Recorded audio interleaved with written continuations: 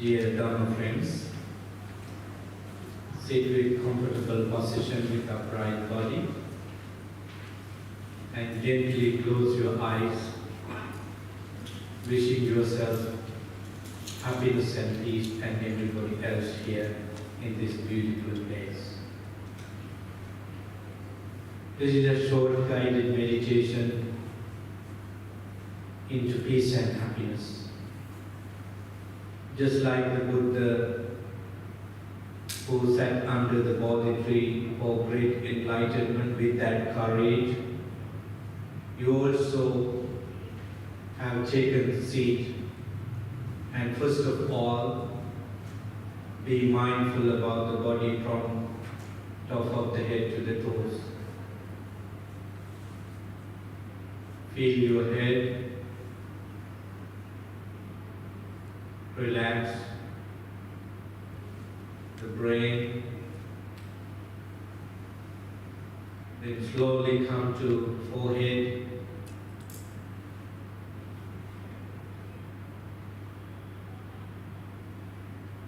eyes, the nose, the mouth, the chin and cheeks.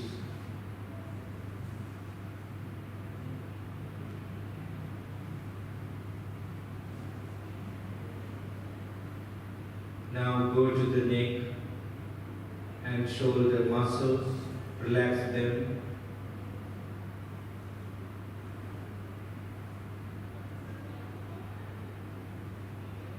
Feel two hands from the shoulders to arms and fingers.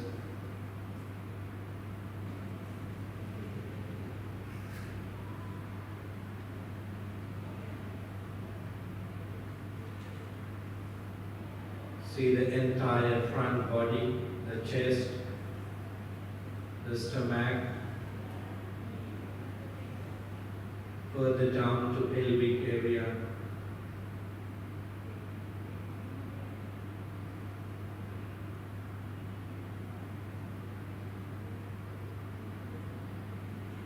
Feel the sensation of the back of the body, the spine to the bottom.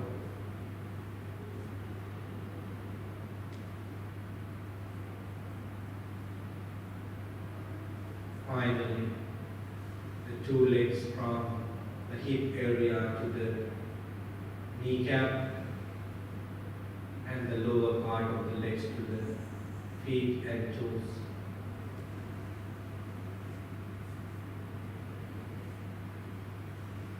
Be kind to your body by looking at it with compassion.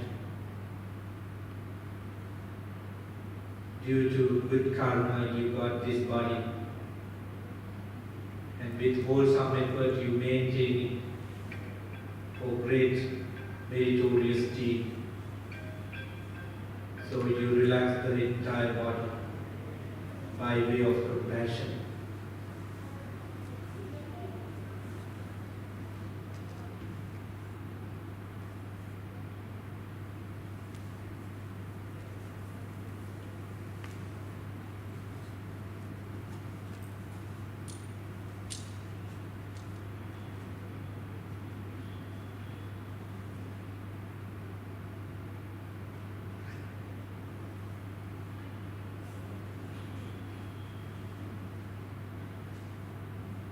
Bring attention now to the breathing which takes place through nostril. If you do not feel your breathing, take a intentional in-breath and out-breath. Breathe in.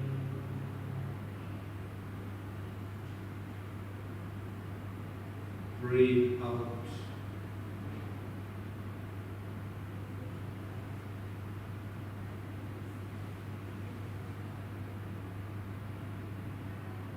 With peaceful mind, look at the in-breath and out-breath and let your mind settle down. Breathe in.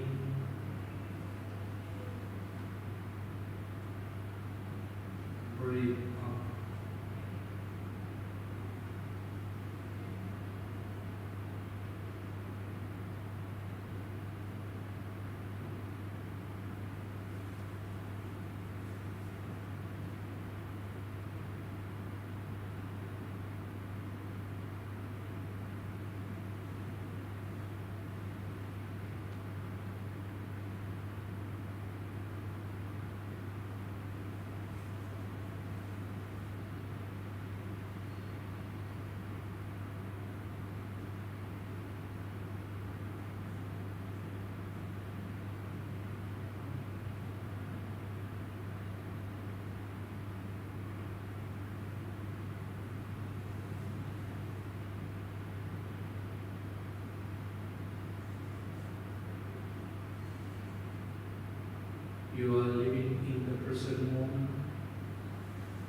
watching in-breath and out-breath.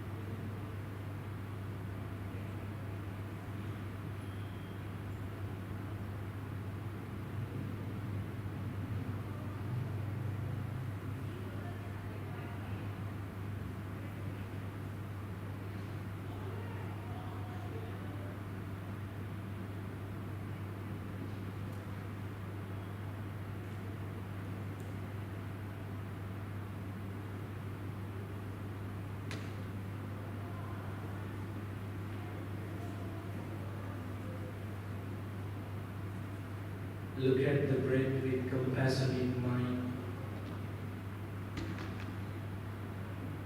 Feel that you are so wholesome at this moment.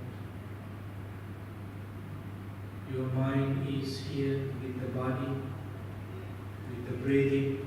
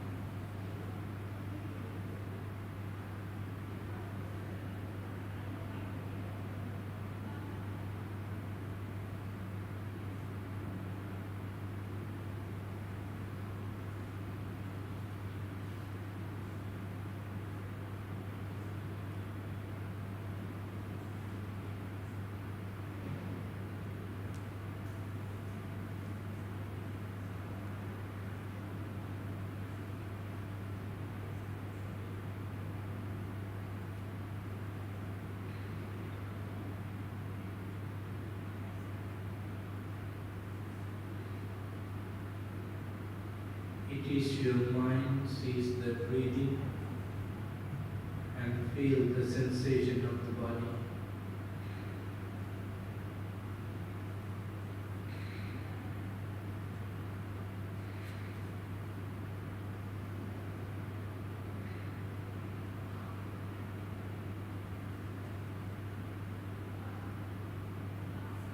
Breathing start at the nostril and it ends inside of this tongue. Begin the out breath and leave it. Just like this, the feelings, the mind, and everything has the beginning and also end.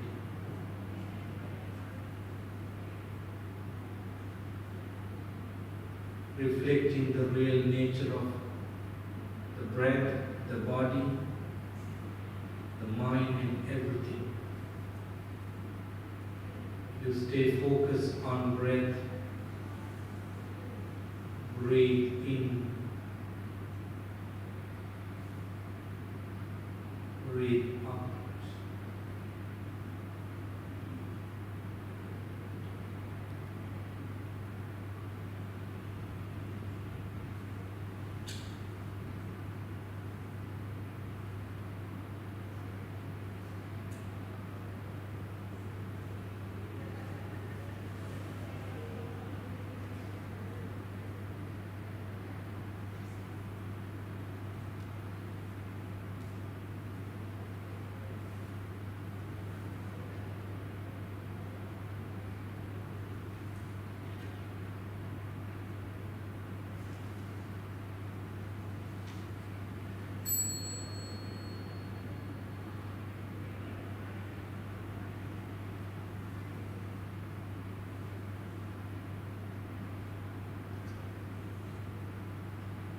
wishing you and everyone else here and in the entire world. Sadhu,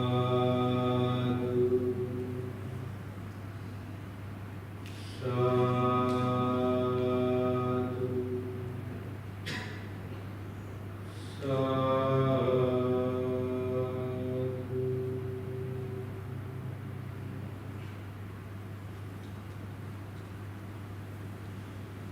Thank you, Bante, for leading us in the guided meditation. I'm sure all of our focus is right here in the present moment. Brothers and sisters, we will now officially request for a Dharma talk from Bante, and I would like to invite Brother Danny to request on our behalf.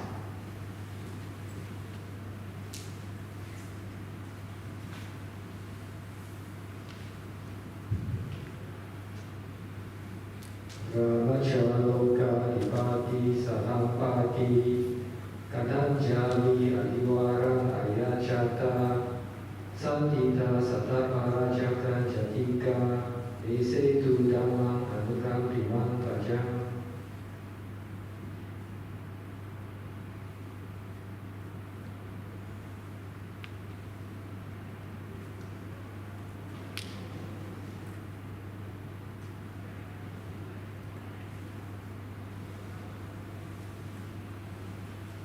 Sabanta Cakkavalesu Atra Gaccantu Devata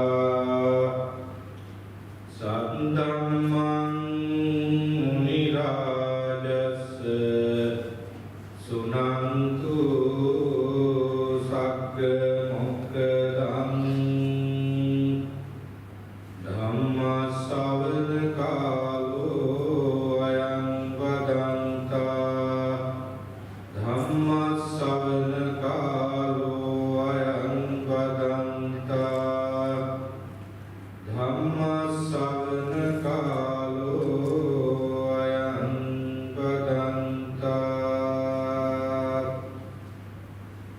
Namo tassa bhagavato arahato samma sambuddhassa. Namo tassa bhagavato arahato samma sambuddhassa. Namo tassa bhagavato arahato samma sambuddhassa. Homage to the Blessed One, the Worthy One, the fully enlightened One. Sadhu, sadhu, sadhu. Dear Dhamma friends, with the blessings of the noble Triple Gem, let me begin this Dhamma talk for half an hour. It's a great pleasure to be with everyone here with the Buddha's teaching, especially at the time we celebrate the birth, the great enlightenment and the passing away of the Supreme Buddha. In usual Dhamma talks, we talk about the importance of Dhamma and also listening to the Dhamma. I assume that everyone here listens to Dhamma on a regular basis and absorb the important elements of the Dhamma to daily life.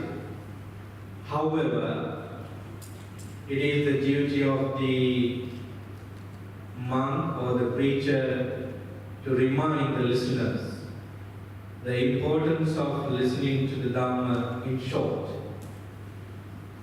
I remember one discourse from Majjhima Nikaya, the middle length discourses of the Buddha. It's called Thula Sachaka Sutta. In that sutta, Buddha talks about the purpose of explaining the Dhamma by the Buddha himself. He said, Buddho so bhagava Bodhi Dhamma-inspired. The Buddha attained to full enlightenment by following and practicing the noble Dhamma, and the purpose of explaining the Dhamma by the Buddha to bhikkhus and bhikkhunis and lay people is for the same purpose. So Buddha attained full enlightenment by understanding the Four Noble Truths. And he explained the Dhamma for us, for every one of us, to understand the Four Noble Truths. Then the second purpose, he said, Danto so bhagava dhammatai dhamma-inspired. I discipline senses by following the Dhamma, and I explain the Dhamma for the same purpose for devotees. And the third reason is, I skip Pali because it's difficult for you to maybe remember. The meaning, the third purpose is, I change my mind by following the Noble Eightfold Path, and I explain the Dhamma for listeners to follow the Noble Eightfold Path, so that devotees and disciples can discipline their mind. And the fourth reason he said is, I cross over the suffering. Suffering is considered as an ocean, huge. And I explained the Dhamma for listeners to overcome suffering, the dukkha. And the last one he said, I attain parinirvana. What is the meaning of parinirvana? Just eradicating all unwholesome state of mind. And I explain the Dhamma, or I do the Dhamma sermon for the same purpose. So friends, though this sermon is nearly now 25 minutes, this should direct us to the same purpose. Try your best to overcome negativities in your mind, or have a great determination in your mind to practice the Dhamma, to change your mind if it is unchanged, to discipline your senses, and to understand the Four Noble Truths, and to attain parinirvana, to attain nirvana. In Wesak season, where the Buddhists all over the world celebrate the triple anniversaries of the Buddha, we as intelligent disciples of the Buddha should be able to put our Dhamma into practice in such a way so that we can feel the Dhamma from our heart. So the Dhamma, you reflect this Wesak season is for happiness and peace. The path to happiness is your theme. To enrich your mind, with that I would like to explain 5 important things for all of us to practice on daily basis so that we all can become happy. And it is the path to peace, as well as it would give you the maximum joy and happiness. One day, the Buddha was with Venerable Meghi. Have you heard about this name, Bhikkhu Meghi? How many of you read some discourses in the Tibetan? At least 1 or 2? Yeah, some of you. Because I came to know that this Buddhist society is associated by great monks and lay devotees. In 2018, I came to this place. I don't know whether you remember, I remember that. I know that many of you are trying to apply chief Dharma in the form of meditation or whatever. So, in the Tripitaka, the basket of Sutta Vinaya Abhidhamma, there is one discourse called Megya Sutta. So, this Venerable Megya was the attendant to the Buddha well before Venerable Ananda came to the position. So one day the Buddha, along with this bhikkhu Megya, was in a forest area, and Venerable Megya went on Pitapata route, the Armstrong, to the nearest village. On the way to the village, he saw a beautiful mango garden on the bank of river. He was walking. So he thought that this mango garden is a beautiful place for a person who wants to attain nirvana, nibbana, enlightenment. So I should finish my Armstrong and go to the Buddha for permission for me to come to this mango garden and meditate for enlightenment. So he finished his midday meal in the village and went to the Buddha in the evening and said that one day, Venerable Sir, I saw a beautiful mango garden. Can I go and meditate there for my enlightenment? The Buddha said that, wait, you are not going there until somebody come to support you. In other words, he said, don't go alone there. Don't go there alone.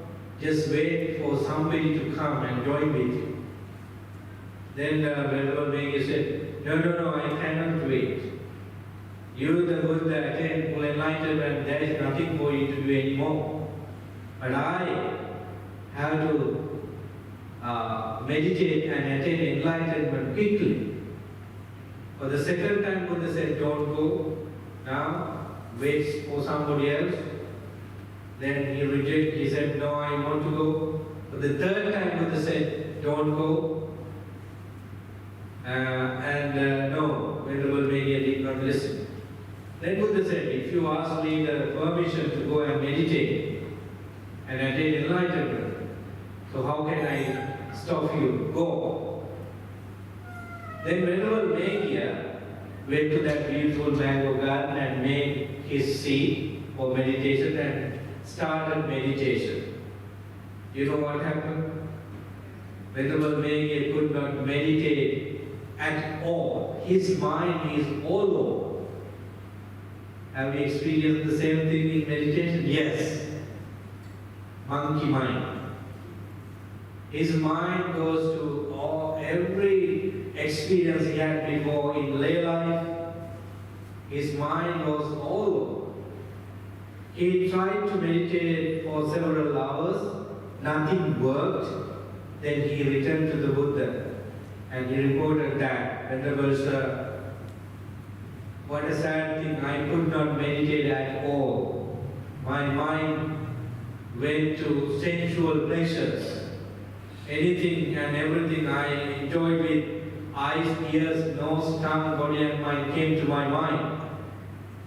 I became a monk with so much confidence on you, on the Dhamma, on the training, and I have Shraddha on everything. I cannot imagine what happened to me. And then my mind associated anger a lot. And then I have cruel thoughts about me and many things. Then the Buddha said, that's why maybe I told you not to go alone there. You are not fully qualified for such a long flight for enlightenment. Then Buddha said 5 things to fulfill, to practice in order for not only Venerable Megya, for all of us to meditate for the enlightenment. That is the focus of my Dharma Talk. First one is having wholesome friends in close contact. Who are the wholesome friends? In Pali it's called Kalyana Mitra. Kalyana Mitras are friends who support us for mental cultivation on sila, on samadhi, on panya, morality, concentration and wisdom. And they, of course, show us our mistakes. Their intention of showing our mistake is to take us to the right path. Perhaps the way they show sometimes would not be that friendly.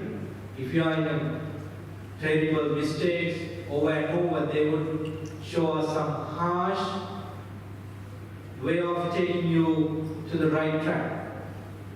So there are such Kalyana Mitra qualities. So Kalyana Mitra is not just a friend who goes to the path that party with you, but they will always encourage you to do good things. So the first quality, Venerable Megya, you should develop is Kalyana Mitra qualities. First, you have to have Kalyana Mitra qualities, wholesome friendship in your heart. It means that you feel intimate friendliness to others. Okay? So then you, of course, find the similar quality people around you. First, you have to have that understanding about Kalyana Mitra qualities within, and then you can find them around. Associate them over and over. Not for fun, for mundane pleasure, but for advancement in the Dhamma. That is the first one. And the second one, when you have Kalyana Mitra in association, your sila means moral principles. You observe Panchasila, today you recited. Reciting is good, but it is not enough. We have to absorb the teaching behind Panchasila and follow it on a daily basis. Time to time, go beyond Panchasila to 8 principles, to 10 principles, to novice monk's ordination. If you can become a high ordained monk, that would be lovely too. So moral principles are the foundation for what? Samadhi, the one-pointedness of our mind, and also deep wisdom. So having practiced those principles is required for bhikkhus, for lay people equal, to reach to that peaceful state called samadhi. So with Kalyana Mitra qualities, you can attain this second principle, sila, easily, because they encourage you to practice sila. Right? So I do not have time to elaborate those each point, otherwise it takes days and days to elaborate. Beautiful Dhamma. So once you complete, when you are completing the sila with Kalyana Mitra support, the third important quality is coming to you, that is the perfect speech. The Buddha prohibited for us to have 32 topics of conversation. As disciples of the Buddha, especially for monks and nuns, they are prohibited to talk about kings, the president of the countries, the economy, the politics, this and that. There are 32 types of Rajakatha, Chorkatha, Ipala. But we can limit for 10 topic of conversation. They are all about Apicakatha, Santuttikatha. So we talk about letting go of belongings. We talk about how to become happy perfectly. We talk about how to practice sila. We talk about how to practice generosity. We talk about how to recite noble virtues of the triple check. We talk about how to help others. So like that, we train our mind to stay in this wholesome framework of conversation. So the third point, the Buddha asked Venerable Meghiya to practice wholesome speech. The speech that help us keep our mind on right down. You understand, some conversation never bring us joy and happiness, right? Some conversation bring us confusion, so much anger. If the government you have doesn't do well, and when you talk about that government, does that bring peace for you? No, not at all. If the global politics is not pleasant, and when you have a conversation with your friends, does that bring you happiness and joy? No. Anger is the result. Frustration. So your speech is about something positive, something encouraging for peace and happiness. That's the third thing. So as a bhikkhu, we have to talk about something energize us to meditate, to go to temple, to be in present moment, to stay in silence, and so on. Having organized the Kalyanamita quality, the sila, and the perfect speech, now you are going to the fourth one. What is the fourth one? Right effort. Our effort in normal setting would be earning so much money, wealth, property. In normal life, it's okay. You should have some money and wealth behind you to do your perfect life. But when we come to Dhamma, okay, you should have that effort to make your living peaceful and so forth. At the same time, your wholesome effort should be to overcome unwholesomeness in your life. And when you have these qualities in your life, it would not be that difficult to reach to higher elements of the Dhamma.